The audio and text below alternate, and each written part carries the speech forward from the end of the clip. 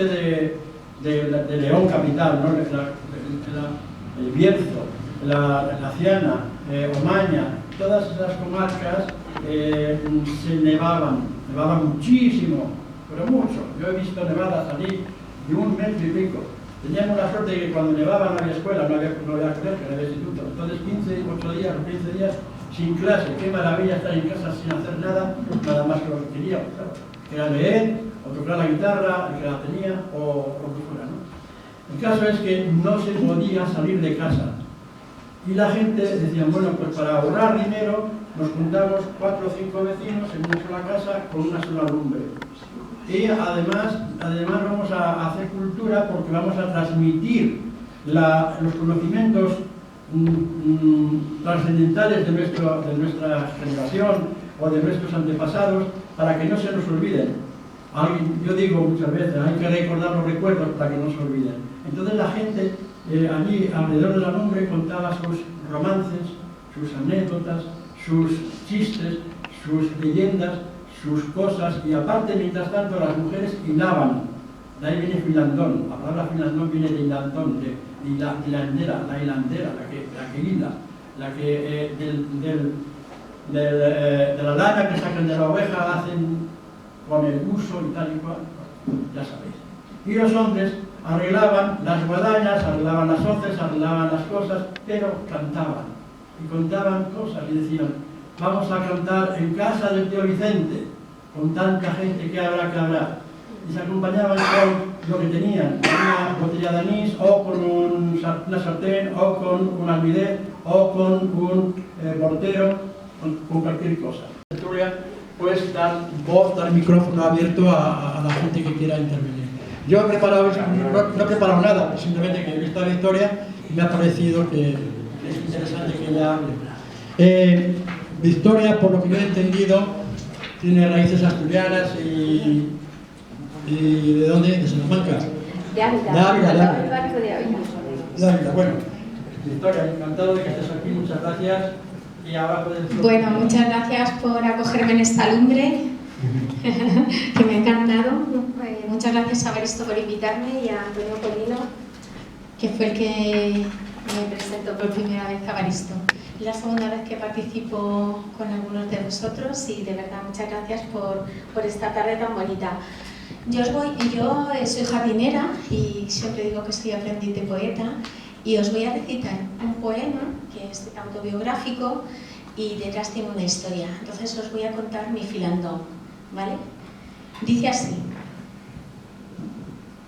10 de marzo de 2021, Entrevías. De toda la vida de Dios he visto pasar mi historia entre las vías de un tren. De toda la vida de Dios entre las barandillas de mi florido balcón. Soñadora y viajera, los trenes de mercancías salían de entre las vías hacia cualquier estación. De toda la vida de Dios he visto partirse el pecho a madres contra la droga, a padres manos de yeso, a hijos descarrilados por el caballo de ferro.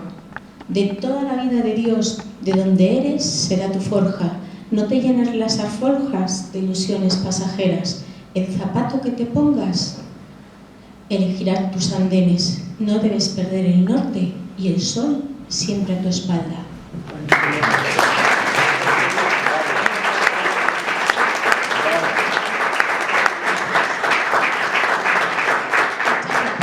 La historia que viene detrás es que yo soy de Entrevías, del barrio próximo aquí, y bueno, todos os podéis imaginar de qué época estoy hablando. Estoy hablando de los años 80. Yo crecí en los 80, tengo 54 años y mi historia es pues el paso por mi barrio. Hablo del balcón de mi casa. Yo vivía en la última zona de pisos que daba a lo que se llamaba el poblado de los pies negros. Entonces veía todo lo que se movía en el mundo de la droga. He visto crecer y perder a muchos amigos, a muchos compañeros de colegio, morir por la heroína. Pues un poco este poema representa a mi florido balcón, que es, yo siempre digo que yo soy jardinera desde pequeñita, porque mi vecina de al lado, que se llamaba Maruja, me acuerdo que estaba embarazada y trajo un pelargonio desde el Puente Vallecas andando, y yo era muy chiquitita, entonces cabía entre los barrotes de un balcón a otro. Entonces me colaba a su balcón y le pelaba las plantas. Digo que yo ya venía siendo podadora de plantas desde pequeña, ¿no? Esa es la parte buena y bonita. Siempre mi madre tenía el balcón lleno de plantas. Muchas de las cosas que sé de jardinería las he aprendido de ellas. El coger esquejes de la calle, trocitos de plantitas y saberlas plantar, ¿no? Y luego está otra historia del mundo de la droga, de cómo las madres contra la droga, que había una asociación en la Iglesia Roja que llamaban en San Carlos de Borromeo. Que está. Sí, yo tenía mucho vínculo con el padre Enrique de Castro y ayudé mucho a la asociación y a algunos de drogadictos, adictos a la heroína. Una cosa, en uno de tus poemas aparece la palabra madreñas. Sí. ¿Me puedes contar algo sobre tus vivencias con respecto a Asturias y Ávila, con respecto a tu madre, a tu padre, a esa infancia que has pasado a temporadas en Moravia con nosotros? Todo eso te... Un verano lo pasaba en Barco de Ávila. Estoy dividida en dos as. Uno lo pasaba en Barco de Ávila, al lado en Bohollo, al lado del barco, a 12 kilómetros del barco, y el otro lo pasaba en Asturias. Las madreñes, pues tengo un recuerdo muy bonito. Sabéis que en Asturias siempre se ha comido mucho, ¿no? Y como nosotros llegábamos allí, yo siempre he sido muy poquita cosa, siempre he llegado como muy esmirriada, pues allí era como, esta guaja, ¿no? Entonces, por la mañana yo me ponía las madreñas de mi tía y me iba al gallinero y me cogía los huevos. Entonces mi tía nos hacía los huevos con jamón vuelta y vuelta en la sartén, y había que desayunarse eso y después café o colacao con un bollito también. O sea, que venía hasta allí hermoso y lustroso, siempre que íbamos y con la maleta cargada. Nosotros somos un barrio humilde y nos veníamos de Asturias con la tocineta, los chorizos, las morcillas, que se hacían ahí en casa de mis tíos y se secaban al humo, ¿no? Al humo de la lumbre, del filantón. Bueno, no me enrollo más. Muchísimas gracias. Un placer. Muchísimas gracias. Digamos así uno... Claro, si es que está preparado. Yo no iba a venir, que me dijo de clase ahora. Cuéntanos lo de las nubes. Adiós. Bueno, pues yo lo de las nubes es que yo nací en un pueblo de Segovia, pequeño, pero yo me gustaba mucho pues tumbarme en la hierba. Mis padres tenían una tejera y dormíamos allí en la tejera.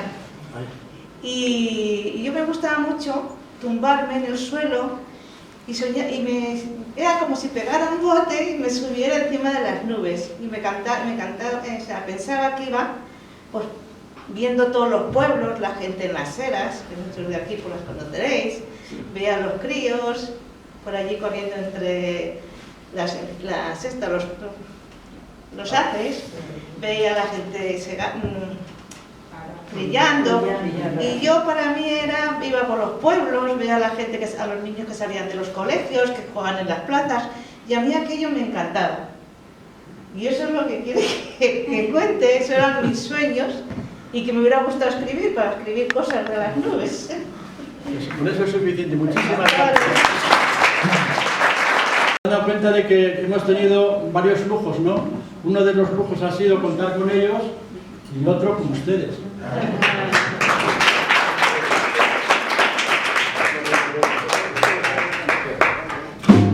Vamos a tocar un fandango que es que no sé cuánto tocar. Yo creo que la mujer del seronero. Es que la mujer del seronero es muy bonita por la letra que tiene. Dice: la mujer del seronero se ha querido descasar y por no tener dinero se ha tenido que aguantar. Pero vamos a tocar otro. Un momentito. Isaac me ha contado muchísimas historias. Es un participante de Filandones enorme, porque tiene un montón de dichos y de su abuelo. Yo recuerdo a su madre, una señora ya con 80 y tantos años, que sabía unos romances enormes de largos de memoria, tiene una memoria preciosa. Y los romances, pues a eso iba yo a la importancia del finlandón, por lo que es la transmisión oral de los conocimientos. ¿Cómo es que de generación en generación él estaba tocando la flauta, que antes había tocado su tío, y que antes había tocado el abuelo de su abuelo? Eso pasa de padres a hijos, y eso es la vida, la transmisión de generación en generación. Y que no se olvide, la tradición no se puede olvidar. Vamos con un fandango charro.